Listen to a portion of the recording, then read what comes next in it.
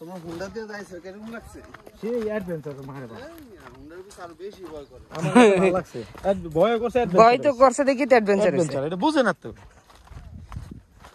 আমি চিটাগাং গেছিলাম একবার 2 ট্রেনের বগির মাঝখানে বইয়া চিটাগাং হ্যাঁ সিট পাইনি টিকিট পাইনি যাইতে হইব বন্ধু আরো অনেক বছর আগে আর না বুঝা ট্রেনে তো বুঝি নাই না বুঝে উঠে গেছি গা পরে কুমিল্লা পার হয়েছি পরে বৃষ্টির নামছে পরে টিটি আইসা এখন কি বাইরে গে ঢুকো পরে 200 টাকা নিছে নিয়ে ডুবাইছে আবার স্টেশনেতে বাইরে হয়েছে হ্যাঁ তো টিকিট দেয় নাই দূরে লিস পরে হ্যাঁ আবার জরিমানা দিয়ে বাইরে দিছে হ্যাঁ জরিমানা বলতো ওই আমার যার সাথে গেছিলাম এক ফ্রেন্ড গেছিল ওর পরিচিত তখন ওই সারা খাতুনের পিএস আসছিল ওর পরিচিত পরে হ্যাঁ একটা কার্ড দেওয়া তখন ছেড়ে দিস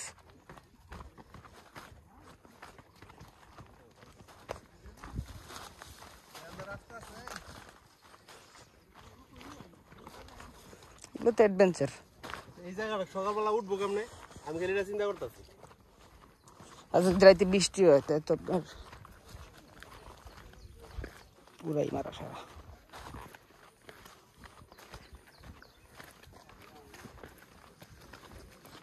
এত খারাপ জায়গাটা সকালবেলা কেমন উঠবো? নামতেই কষ্ট হইতেছে।